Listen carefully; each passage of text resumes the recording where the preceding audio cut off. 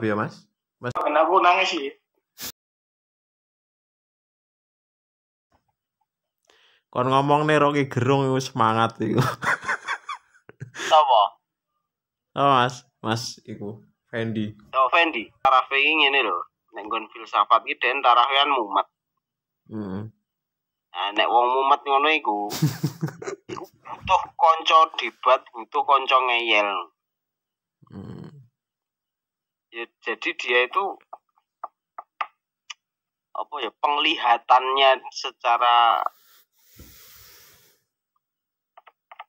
spiritualnya itu dia tembakkan ke orang-orang secara acak ngono lho. Tapi kalau dia itu kalau didiamkan mah tambah stres. Jadi orang-orang itu nek jengkel roden seharusnya dia didiamkan. Diamkan saja, jangan ditandui, itu malah tambah stres. Filosof ledan kan ra ono sing nandui ku. Rocky Gerung filsuf apa? Rocky Gerung itu termasuk filsuf apa? Ya kan nek pemahamanku gini, setiap manusia itu kan berproses. Dia itu juga selalu berproses. Orang yang mau berpikir itu akan berproses. Tapi kalau yang tidak mau berpikir, dia akan jalan di tempat. Orang yang mikir itu akan berproses terus. Secara filosofis kan, orang itu apa ya? Dia sedang berprogres. Nah, setiap menembus babak baru itu kan orang akan mengalami guncangan pikiran. Iya. Nah, ketika dia menembus level baru itu, pemahaman baru pun masuk pada dirinya. Pemahaman yang setelahnya itu sudah dia tinggalkan, levelnya naik lagi. Nah, pada saat masuk di kelas yang baru itu dia akan stres. Caranya dia akan melempar ilmunya yang baru itu, pemahamannya yang baru itu ke orang-orang supaya stresnya terbagi. Nah, kalau dia dijawab senang DNN karena dia bisa membuli orang, dia bisa melampiaskan kesetresannya itu kepada orang lain. Tapi kalau dia didiamkan, nggak dijawab, nggak tidak menemu musuh, dia tambah edan. Ono kegelisahan memang. Iya, seperti itu.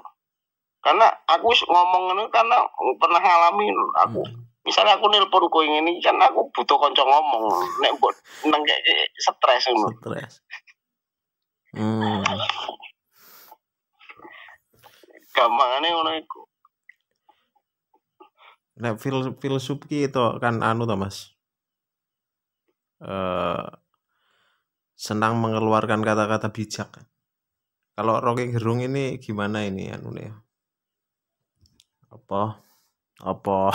Filosof kok kata-kata bijak to, Mas? Apa to, Mas? Filosof iki kan orang yang menyukai kata-kata bijak toh.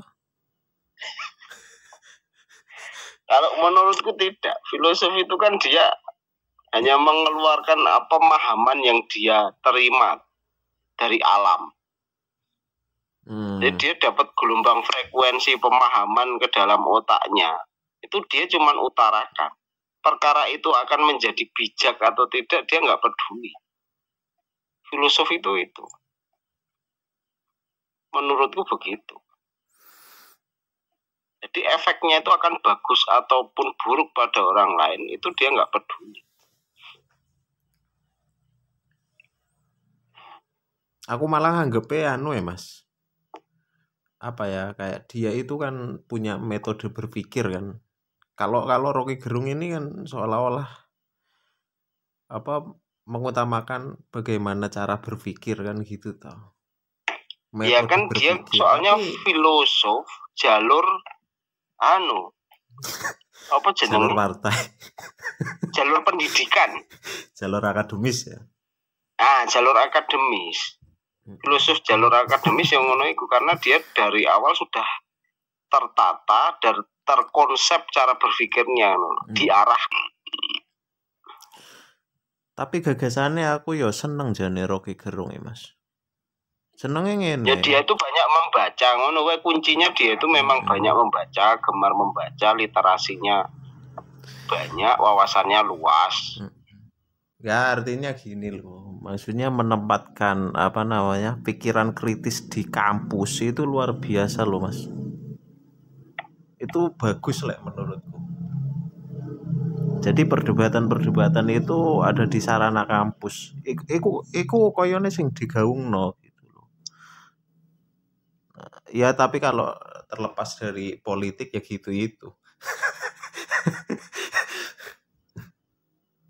Yo kalau yo kita abaikan politiknya, tapi apa? Nek kalau di dalam kampus itu tak kira ya sudah lama. Hmm. Sudah lama terjadi diskusi di kampus seperti itu kalau menurutku. Apa terlalu fanatik di kampus Pop? Tapi Nggak, katanya dia tidak peduli titel, ya toh? Dan modelnya kan kayak Sujiwo Tejo ngono, tidak meninggalkan titelnya ngono toh.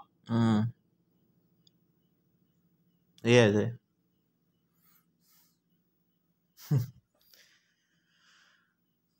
Tapi benderanya bendera DJ Channel. Iya, tapi dia kan nggak mengakui kalau sejak digitalnya kan dia banyak dekat DJ Channel. tapi dia terus akhirnya mengatakan kalau ya cuman dekat-dekat saja, kebetulan aja mereka orang partai, tapi passion saya bukan sebagai kader partai ngono katanya. Neleng aku nih. Aku heran loh. Rocky Gerung wong kiri kan jane. Orang kiri tapi apa ya bisa mengakomodir orang kanan.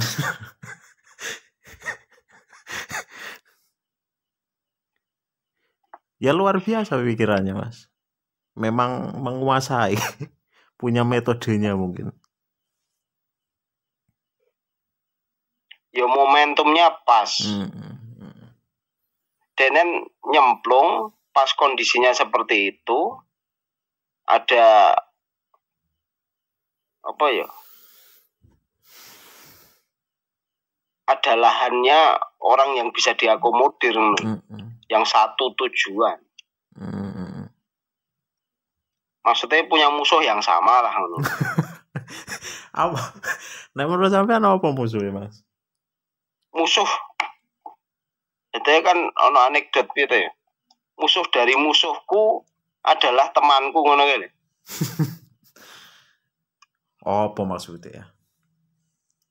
Ya maksudnya musuh dari sebenarnya dia itu tidak berkawan dengan orang kanan. Tapi karena musuhnya sama, musuh dari musuhku adalah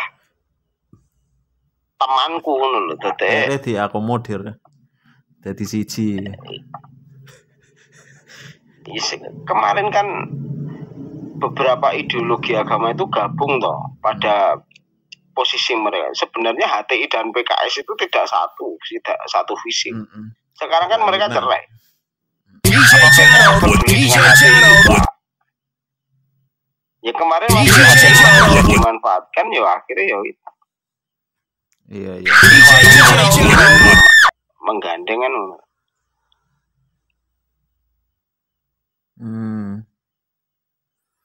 Tapi jenius memang. Takon nih. Dia memanipulasi pencitraan menjadi diksi negatif itu wah kacau. Kok musuhnya yo baper juga gitu loh mas. Padahal kan bukan kata-kata diksi negatif kan itu. Nah, pencitraan. Tapi kan itu soalnya kata yang baru. Ya misal kaya sampean punya produk terus dikeluarkan kayak gitu itu mas. Ya apa namanya kalau nggak pencitraan kan gitu. Kan padanannya hampir sama itu sebenarnya. Tapi berubah jadi digaungkan Rocky Gerung seolah-olah jadi diksi negatif gitu loh. Ya kayak dia kan anu loh. Sebenarnya semua itu punya sisi apa ya? Yang bisa diolah. Ada sisi yang bisa diolah, yang kamu blow up itu mau sisi mananya kan ngono. Dia kan cuman mengambil itu. Kalau kamu ambil kirinya, saya tak ke kanan. Kalau kamu ke kanan, aku tak ke kiri. Semua itu bisa. Karena kan tidak ada yang absolut toh di dunia ini. Karena tidak ada absolut itu, makanya dia manfaatkan sisi yang satunya itu. Koyo yin yang ngono. Iya. Di dalam hitam ada putihnya kan ngono. Dia kan memanfaatkan titik yin yang-nya itu. Ya kan gini, sebenarnya filsafat itu kan dari dulu dipandang sebelah mata. Filsafat itu. Sejak dulu kan dipandang sebelah mata sama masyarakat. Bahkan sekarang terbukti gitu. Ternyata politikus pun memandangnya sebelah mata. Ketika harus menghadapi orang filsafat, kaget ya. Kiku kabeh. Padahal orang filsafat itu tidak perlu dia kan hanya bermain kata-kata. Iya, kebetulan dia belajar sastra soalnya itu. Jadi cara berbicara itu dia tahu. Beberapa kali dia juga terjebak. Kayak misalnya dia mengatakan apa ngabalin harus tak getok kepalanya karena aku menggaji dia ngono. Sebenarnya kan itu kata-kata lebay ngono. Lah iya. Menggaji. Itu kan maksudnya kalau kita merasa menggaji pejabat itu masih banyak sekali yang jurus untuk menyangkalnya. Kalau kita sebagai masyarakat merasa menggaji pejabat pemerintah, itu masih gampang sekali disangka. Mereka masih mudah untuk menyangkalnya. Kalau aku melihat dia, karena apa ya? Ya tipikal orang-orang banyak membaca itu seperti itu. Sebenarnya aku kurang seneng aku dengan orang yang tipikal banyak membaca. Nek orang pemikir itu malah sini kayak Cak Nun, kayak Sujiwo Tejo itu pemikir, dia tidak banyak membaca. Walaupun mereka itu suka tulis buah pikirannya, tapi mereka itu bukan tipikal lebih mengumpulkan data dari tulisan. Mereka itu hanya menulis apa sing ada di dalam pikirannya ngono wae.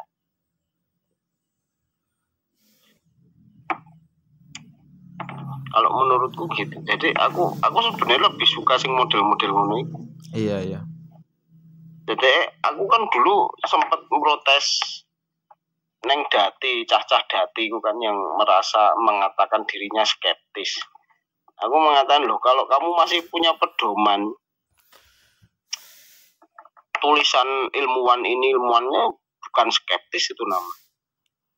Bahkan kamu sebagai rakyat jelata itu, kamu harus berani meragukan pemikirannya ilmuwan sekalipun yang sudah penerima Nobel itu, buat ragukan nggak masalah karena itulah skeptis. Ya, benar setuju aku. Ya, skeptis itu kan ragu-ragu. Kalau ngaku skeptis tapi omongannya Darwin telan mentah-mentah sama saja. Bukan skeptis.